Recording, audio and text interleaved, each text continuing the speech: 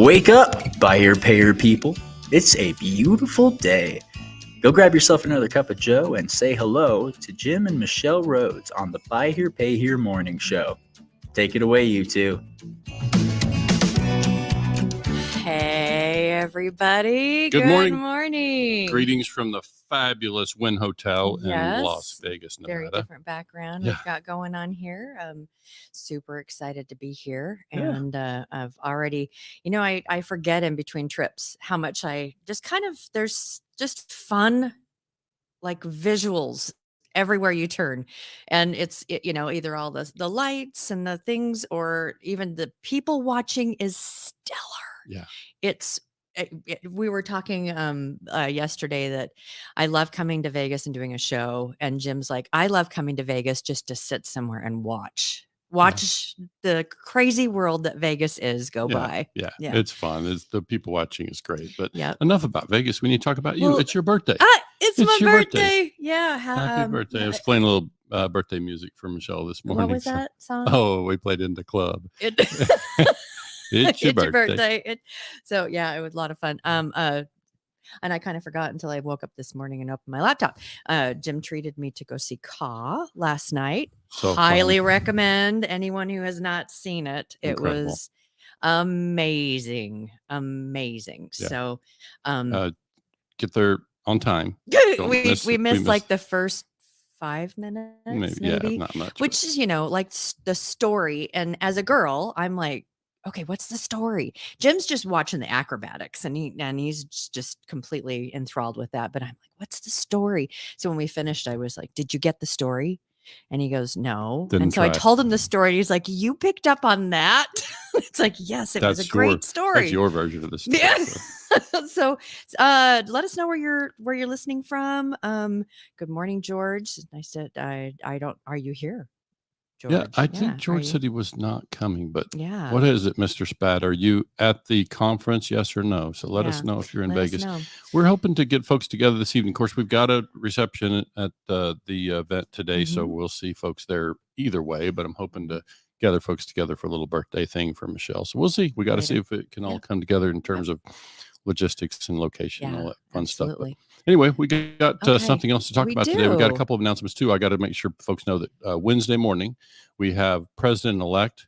Maybe by then he's the president. I don't know when they do that actual confirmation, but this week he'll be confirmed as swearing in. Yeah, he'll be confirmed as the president of NIADA, and it's somebody I've known for 20 years, and we look forward to having him on the broadcast on Wednesday morning live from the actual conference venue. Yeah, absolutely. I would need to go and check out the space and everything today. Just kind of make sure that we've got everything all set up and ready to go. Yeah.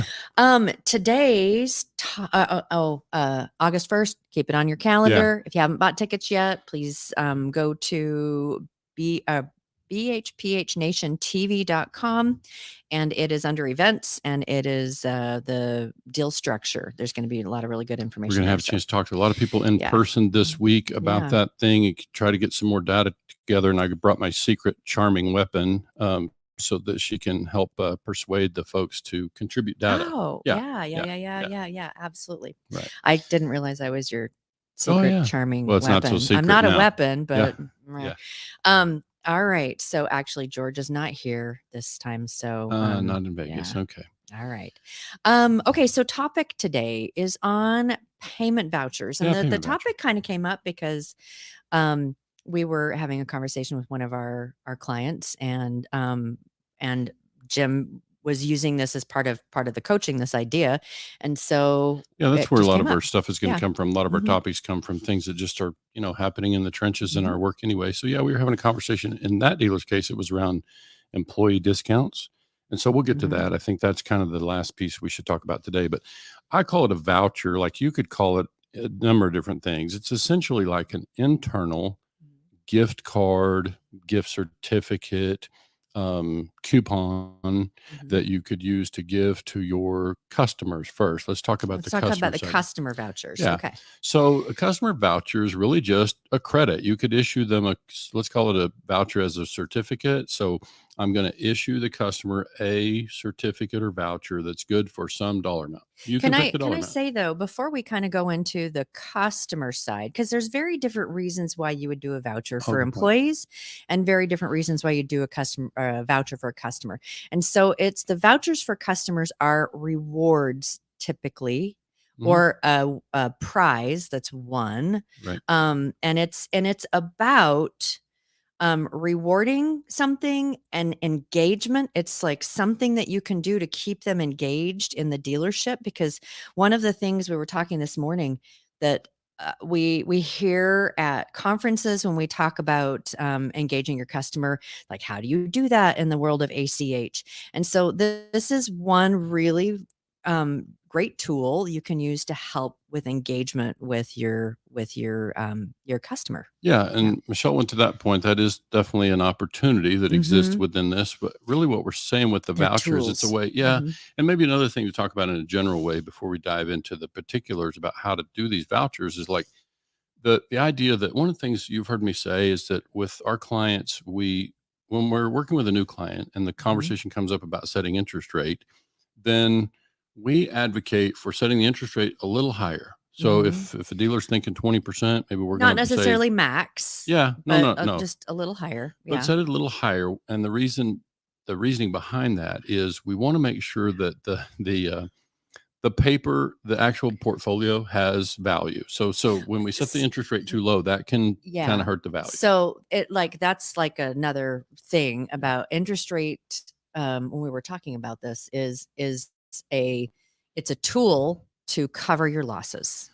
Yeah. Too. And so that's part in the finance world. One of the reasons we charge interest is obviously to cover those losses that we anticipate associated with the risk that we're taking. So that's part of the basis for it. But I don't want to get too far off track, but I would say this whole thing about vouchers, they're mostly issued in the context of goodwill. What we're talking about first is really goodwill. We're giving back to the customers. There's some sort of reward. So exactly where you use them obviously can be up to you and your operation, but it's like we like the idea of being able to set a little higher interest rate if we're doing well and so we can give those earnings back to the customers in the form of goodwill.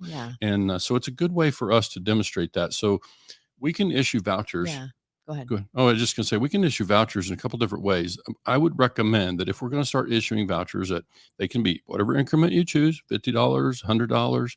It can vary. You can do a special promotion with them, whatever.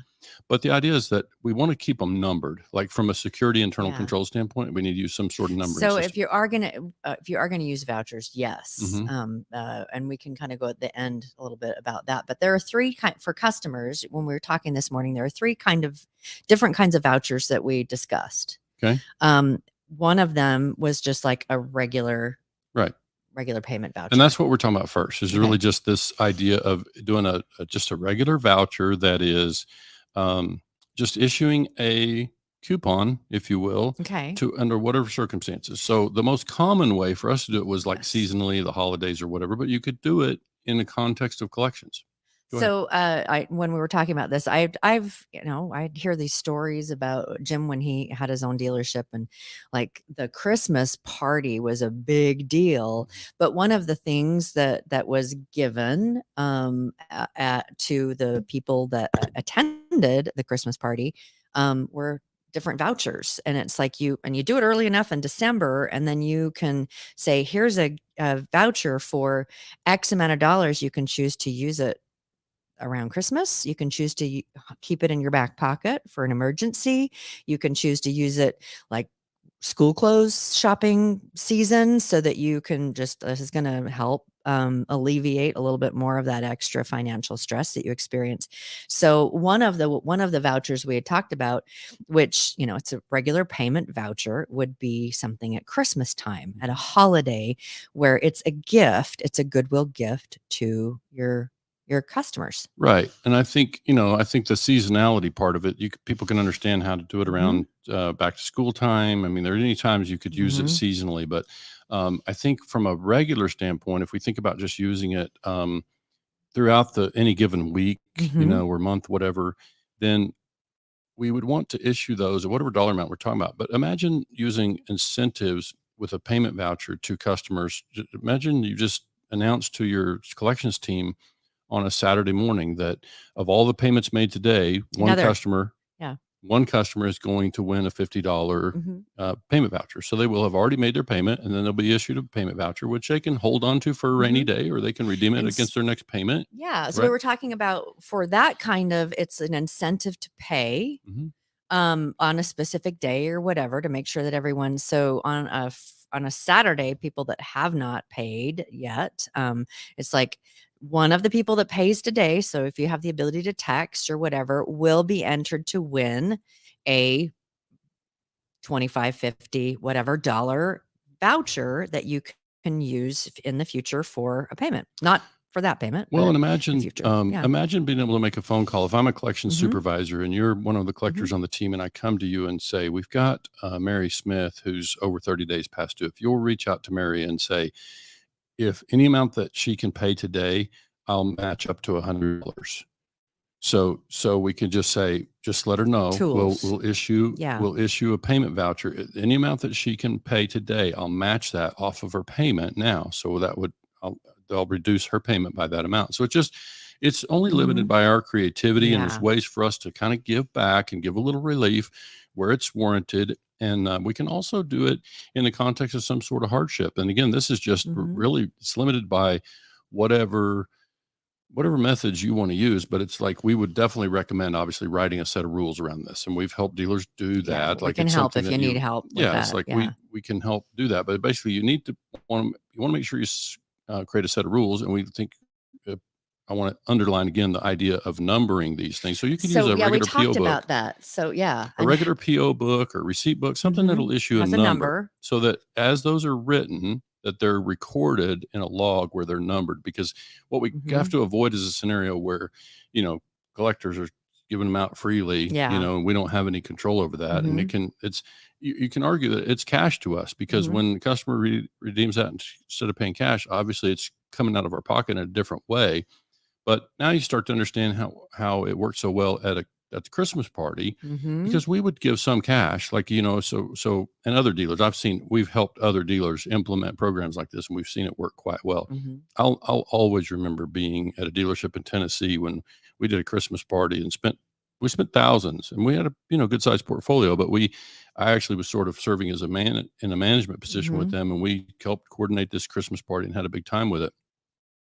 And we must have had 250 people, 250 customers with spouses and family that packed into a banquet hall. We reserved a banquet hall at a local hotel. Yeah. And so we packed the place and just had a ball. And so, but by giving these payment vouchers, it allowed us to have an abundant number of payment vouchers to give, along with sort of as a consolation prize in some cases, where a customer got a zonk prize, then we and give them a little payment voucher or something to use this off your payment at Christmas time. And so it was a way for us to actively give customers relief at the holidays.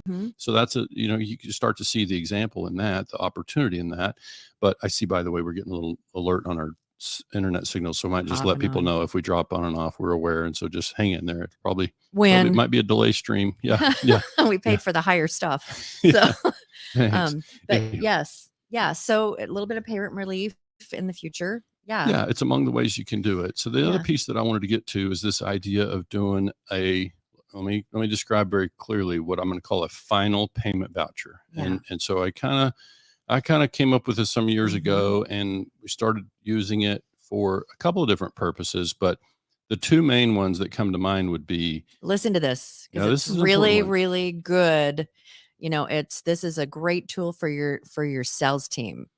Yeah. So imagine using a final payment voucher as an incentive when you're working with a customer and a sales manager might issue these to say, you're offering $1,000 down. Tell you what we'll do: for each additional dollar that you can put down, we'll match it up to X amount with a final payment voucher. So what that means is, Mr. Customer, let's say I'm doing 100%, you can pick whatever percentage, but let's say as a sales manager, I say I'm going to do 100% payment match for any amount that you put above that $1,000 or above the, like when we were talking about this before, is you usually have a suggested down. of some that kind. works better if it's publicized, and like if it's publicized. But you can use it at any point. Yeah, Like it's, if for example, the car that we're talking about, you've chosen a car that's $1,000 down, and tell you what we'll do. If any amount that you can do above that, we will match it 100% with a payment voucher up to $500 or whatever. So what happens is, let's say the customer now comes up with another $450. Now I write them a final payment voucher that is good for $450. So final payment means when they get their account paid down to $450, they can redeem this voucher to pay off the balance of their account, the remainder of the loan. So it's sort of like they're getting to eat off of both ends of the accounts, the loan amount. So they're reducing their finance amount by putting an extra $450 a day. They're getting another $450 from us. So they're definitely reducing that amount, but it's a final payment voucher. And it says the language needs to say can be redeemed when the account balance reaches this number. So I also like that for an employee program. Okay. So we're going to switch from customer program to an employee program. And this is kind of where the topic really came up, was around employee purchases. Right. And, we hear a lot of really differing ideas about, how do you do this? Should we do this? And we've even had some that was like, should we be hiring people that are, that would buy from us, or that are our customers anyway. But yeah. So same idea. It's just that I would recommend, instead of discounting the car to an employee, especially newer employees, like we always had a policy in lieu of discounting a car. So you're not lowering the price of the car. That's right. And so now you're also, typically, like from a policy standpoint, I would recommend to our clients that they have an employee has to be with the company at least 90 days before you'll even talk about financing a car for them. Okay. And offering them whatever kind of incentive that an employee might get under this, whatever your program looks like. But I find a lot of dealers struggle with that part. And with this dealer we talked to recently, they confirmed it. She said, I realize now I'm doing it wrong. Like I discounted it in advance. At the front. Yeah. And so I think as I shared with Michelle, imagine the problem. You do that for a customer or an employee who's been with you 90 days or something, and you discount it and practically sell it to them at cost or whatever. And now they default or they quit working for you, and it becomes a big problem. And you got this, low balance account already. And so now you have all the same risk and none of the reward that you had in the other deal. So my recommendation is to write a clear program for employees that says you get a fixed discount, whatever that needs to look like in your case, 30%, whatever the number needs to look like for you. And then they get a voucher that's good for that number at the time they buy the car. Well, they get the voucher the day they buy the car that says, when your balance gets to this number, you can redeem this. This is an employee discount voucher. And you can redeem this whenever your balance gets to that number, then you can cash it in. And then you're done. But you have to still be employed with the company. That was one of the other things. It was my program. That was my policy. And it's what we recommend to our clients, is that you have to obviously pay your way to that level, and then you have to still be employed in order to take advantage of employee discounts. So that's part of it's part of how we encourage longevity. It's like, I'm always looking for ways to create longevity with employees and give them some incentive to stay on, because we know it's hard to find good people. And when we find them, let's keep them, let's create ways to motivate them to stay with us. And this is a little squirrel. Oh yeah, we doing squirrels already? I do squirrels. Well, it's kind of related, but we've, with some of our clients, when the process of trying to hire people, they've been like, we've suggested go to your customer base and hire them, and we've seen, sometimes you, just like you do, it's a crapshoot sometimes, but we've seen very successful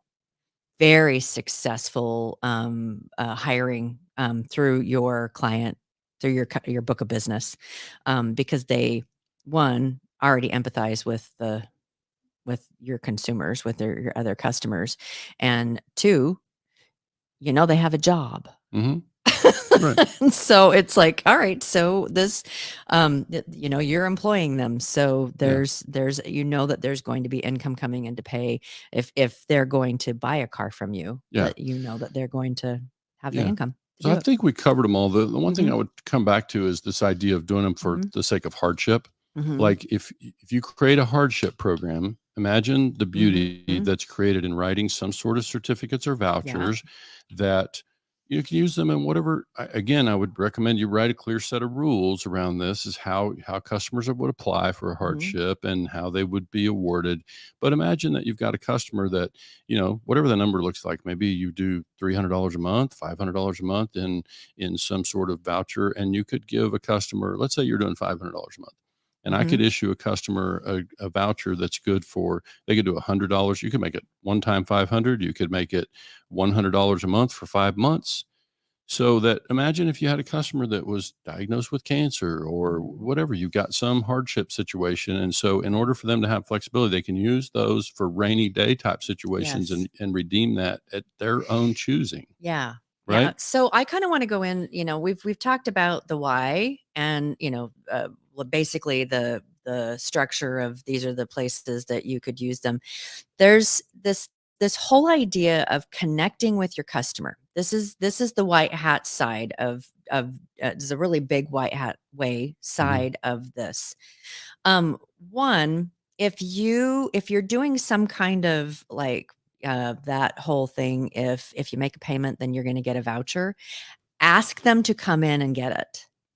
And so that they physically will come in and you can do the voucher. And if it's something that's, not just like we just really need to collect the payment, but there's some kind of a prize that you've done or whatever, get a picture of a collector or somebody. And I would suggest that it be someone from your RFC or collections team that take a picture with your customer getting the voucher. Tommy Brandis, if you watch any of his social media, every time there's a referral thing or whatever, it's like they're having a picture taken with them, and it's like, hi, and it's out there, because it's not about getting a photo op so that you can get more customers, but it's about your other customers seeing what it is that you're doing and you're following through on the things that you said you're going to do. And that develops a higher level of trust Right.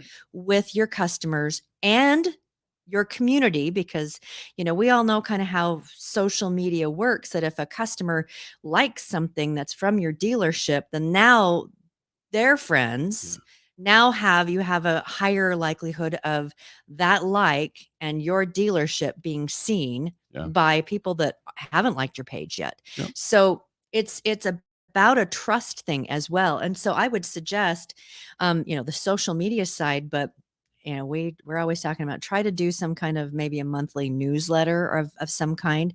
And then you got your like, here's the people that won the thing. And if you have a picture, put a picture. If you just have a name, put a name. Right. But it's or shy customer. I saw this in Vegas, or not in Vegas, but in Mosquitos. We're driving down. If they don't want their name or their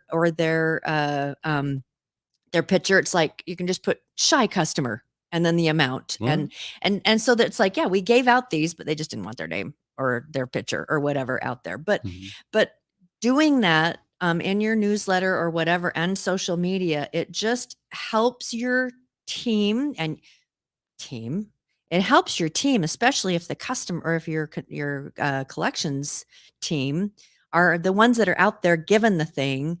It's your team members appreciate feeling like they're giving back as Yeah. well. And so it just creates a little bit of goodwill as well in your team. And this is kind of squirrel, but No not really. squirrels? I know. I got a lot of It's it. not It's even my 9 birthday. a.m. here. I got to have as many dang squirrels. It's as bonus I squirrels, choose. yeah. It's bonus squirrels.